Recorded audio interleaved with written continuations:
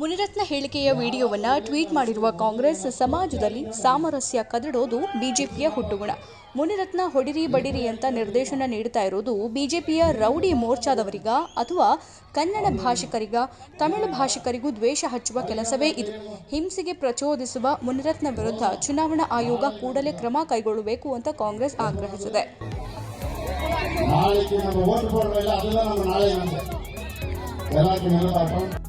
Hassan JDS ticket ಹಂಚಿಕೆ ವಿಚಾರದಲ್ಲಿ ಮತ್ತೊಂದು ಬಿಗ್ ಟ್ವಿಸ್ಟ್ ಎದುರಾಗಿದೆ. ಹಾಸನದಲ್ಲಿ ಭವಾನಿ ರೇವಣ್ಣರಿಗೆ ಟಿಕೆಟ್ ಕೊಡುವುದಿಲ್ಲ ಹಾಗೂ ಕೆಎಂ ರಾಜೇಗೌಡರಿಗೂ ಚುನಾವಣೆಗೆ ಸ್ಪರ್ಧಿಸೋಕೆ ಈ ಬಾರಿ ಅವಕಾಶವಿಲ್ಲ ಅಂತ ಮಾಜಿ ಸಿಎಂ ಎಚ್.ಡಿ. ಕುಮಾರಸ್ವಾಮಿ ಕಡಾಖಂಡಿತವಾಗಿ ಹೇಳಿದ್ದಾರೆ. ಈ ಬೆನ್ನಲ್ಲೇ ಇದೀಗ ಸಹೋದರನಿಗೆ ಟಕ್ಕರ್ ಕೊಡೋಕೆ ಎಚ್.ಡಿ. ರೇವಣ್ಣ ಭರ್ಜರಿ ಪ್ಲಾನ್ ಅನ್ನ ಮಾಡಿದ್ದಾರೆ. ಮಾಜಿ ಶಾಸಕ ಮಲ್ಲಿಕಾರ್ಜುನ ಖೂಬಾ ಅವರು ನಿನ್ನೆ ಮಾಜಿ ಮುಖ್ಯಮಂತ್ರಿಗಳಾದ ಎಚ್.ಡಿ. ಕುಮಾರಸ್ವಾಮಿ ಅವರ ಸಮಕ್ಷಮದಲ್ಲಿ ಮರಳಿ ಜೆಡಿಎಸ್ ಪಕ್ಷಕ್ಕೆ ಸೇರ್ಪಡೆಯಾದರು. ಜೆಡಿಎಸ್ ಪಕ್ಷದ ಶಾಲು ಹಾಕುವ ಮೂಲಕ ಮಾಜಿ ಮುಖ್ಯಮಂತ್ರಿಗಳು ಖೂಬಾ ಅವರನ್ನ ಪಕ್ಷಕ್ಕೆ ಬರಮಾಡಿಕೊಂಡರು. ಶುಭ ಸಮಯ ಇದ್ದ ಕಾರಣಕ್ಕೆ ಮಾಜಿ ಮುಖ್ಯಮಂತ್ರಿಗಳ ನಿವಾಸಕ್ಕೆ ತೆರಳಿ ಪಕ್ಷಕ್ಕೆ ಸೇರ್ಪಡೆ ಆಗಿದ್ದಾಗಿ ಖೂಬಾ ತಿಳಿಸಿದರು.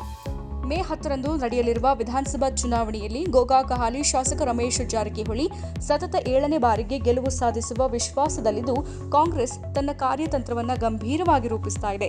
ಗೋಕಾಕ್ನಲ್ಲಿ ಹೆಚ್ಚು ಲಿಂಗಾಯತ ಜನಸಂಖ್ಯೆಯನ್ನು ಹೊಂದಿರುವ ಕಾರಣ ಕಾಂಗ್ರೆಸ್ ತನ್ನ ಅಭ್ಯರ್ಥಿಯಾಗಿ ಅಶೋಕ್ ಪೂಜಾರಿ ಅಥವಾ ಮಹಾಂತೇಶ್ ಕಡಾಡಿ ಅವರನ್ನು ಆಯ್ಕೆ ಮಾಡುವ ಸಾಧ್ಯತೆ ಇದೆ. ಕರ್ನಾಟಕದಲ್ಲಿ ಪ್ರಾದೇಶಿಕ ಪಕ್ಷ ಬಲಗೊಳ್ತಾ ಇದ್ದು, ಈ ಬಗ್ಗೆ ಬಿಜೆಪಿ ಮತ್ತು ಕಾಂಗ್ರೆಸ್ ನಾಯಕರು ತಲೆಕೆಡಿಸಿಕೊಂಡಿದ್ದು, ಕೆಲವರು ತಮ್ಮನ್ನ ಸಂಪರ್ಕಿಸಿದ್ದಾರೆ ಅಂತ ಎಚ್.ಡಿ. ಕುಮಾರಸ್ವಾಮಿ ಹೇಳಿದರು. ಜೆಡಿಎಸ್ ಅನ್ನ ವಿಶ್ವಾಸಕ್ಕೆ ತೆಗೆದುಕೊಳ್ಳೋಕೆ ಎರಡೂ ಪಕ್ಷಗಳಲ್ಲಿ ಪೈಪೋಟಿ ಇದೆ. ಈಗಾಗಲೇ ಕಾಂಗ್ರೆಸ್ ಮತ್ತು ಬಿಜೆಪಿಯ ಕೆಲವರು ನನ್ನನ್ನು ಸಂಪರ್ಕಿಸಿದ್ದಾರೆ ಅಂತ ಹೇಳಿಕೆಯನ್ನು ಕೊಟ್ಟಿದ್ದಾರೆ. ಏಪ್ರಿಲ್ 1ರಿಂದ ಇಂಡಿಯನ್ ಪ್ರೀಮಿಯರ್ ಲೀಗ್ ಕ್ರಿಕೆಟ್ ಪಂದ್ಯಾವಳಿ ಆರಂಭಗೊಳ್ತಾ ಇದ್ದು, ಬೆಂಗಳೂರು ಕ್ರಿಕೆಟ್ ಅಭಿಮಾನಿಗಳಿಗೆ ನಮ್ಮ ಮೆಟ್ರೋ ಖುಷಿ ಸುದ್ದಿಯೊಂದನ್ನು ಕೊಟ್ಟಿದೆ. ಇದರಲ್ಲಿ ಒಂದಷ್ಟು ಪಂದ್ಯಾವಳಿಗಳು ಬೆಂಗಳೂರಿನಲ್ಲಿ ರಾತ್ರಿ ವೇಳೆ ಜರುಗಲಿವೆ. ಹೀಗಾಗಿ ಮೆಟ್ರೋ ಬೆಂಗಳೂರಿನಲ್ಲಿ ಪಂದ್ಯಾವಳಿ ವೀಕ್ಷಣೆಗೆ ಬರುವವರಿಗೆ ಅನುಕೂಲಕ್ಕಾಗಿ ಮೆಟ್ರೋ ರೈಲು ಸಂಚಾರವನ್ನು ತಡರಾತ್ರಿ 1:30ರವರೆಗೂ ವಿಸ್ತರಣೆ ಮಾಡಿ ಆದೇಶವನ್ನು ಹೊರಡಿಸಿದೆ. ಬೆಂಗಳೂರು ಮೈಸೂರು ಎಕ್ಸ್‌ಪ್ರೆಸ್ ವೇ ಆರಂಭವಾದ 17 ದಿನದಲ್ಲೇ ರಾಷ್ಟ್ರೀಯ ಹೆದ್ದಾರಿ ಪ್ರಾಧಿಕಾರವು ಶೇಕಡಾ 22ರಷ್ಟು ಟೋಲ್ ದರವನ್ನು ಹೆಚ್ಚಿಸಿದ್ದು, ಈ ಹೊಸ ದರ ಶನಿವಾರದಿಂದಲೇ ಜಾರಿಯಾಗಲಿದೆ. ಈ ಕುರಿತು ಮಾತನಾಡಿದ ಪ್ರತಾಪ್ ಸಿಂಹ, ಹೆದ್ದಾರಿ ಪ್ರಾಧಿಕಾರ ಪ್ರತಿ ವರ್ಷವೂ ಟೋಲ್ ದರವನ್ನು ಹೆಚ್ಚಿಸುವುದು ಸಾಮಾನ್ಯವಾಗಿರುತ್ತೆ. ಆದ್ದರಿಂದ ದೇಶದ ಎಲ್ಲ ಟೋಲ್ ದರಗಳಲ್ಲೂ ಹೆಚ್ಚಳವಾಗಿದೆ ಅಂತ ಹೇಳಿದರು. ನಾನು ಪ್ರತಿನಿಧಿಸುತ್ತಾ ಬಂದಿರುವ, ನನಗೆ ರಾಜಕೀಯ ಜನ್ಮ ಕೊಟ್ಟ ಶಿಕಾರಿಪುರದಿಂದಲೇ ಸ್ಪರ್ಧಿಸೋದು. ಈ ಬಗ್ಗೆ ಹೈಕಮಾಂಡ್ ಮನವೊಲಿಸ್ತೀನಿ. ವರ್ಣಾ ಕ್ಷೇತ್ರಕ್ಕೆ ಬೇರೆ ಸಮರ್ಥ ಅಭ್ಯರ್ಥಿಯನ್ನು ಹಾಕ್ತೀವಿ ಅಂತ ಯಡಿಯೂರಪ್ಪನವರು ಸ್ಪಷ್ಟಪಡಿಸಿದ್ದಾರೆ. ತಂದೆಯವರ ಇಚ್ಛೆಯಂತೆ ಹೈಕಮಾಂಡ್ ನಿರ್ಣಯದಂತೆ ಸ್ಪರ್ಧಿಸ್ತೀನಿ ಅಂತ ವಿಜಯೇಂದ್ರ ಹೇಳಿಕೆಯನ್ನು ಕೊಟ್ಟಿದ್ದಾರೆ. ಐಪಿಎಲ್ 16ನೇ ಆವೃತ್ತಿಯ ಮೊದಲ ಪಂದ್ಯದಲ್ಲಿ ಚೆನ್ನೈ ಸೂಪರ್ ಕಿಂಗ್ಸ್ ಹಾಗೂ ಗುಜರಾತ್ ಟೈಟನ್ಸ್ ತಂಡಗಳು ಮುಖಾಮುಖಿಯಾಗಿದೆ.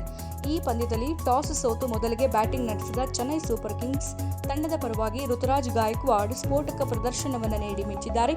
ಸಿಎಸ್ಕೆ ಪರವಾಗಿ ಋತುರಾಜ್ ಏಕಾಂಗಿ ಹೋರಾಟವನ್ನು ನಡೆಸಿದ್ದು ಅಬ್ಬರದ ಪ್ರದರ್ಶನವನ್ನು ಕೊಟ್ಟಿದ್ದಾರೆ.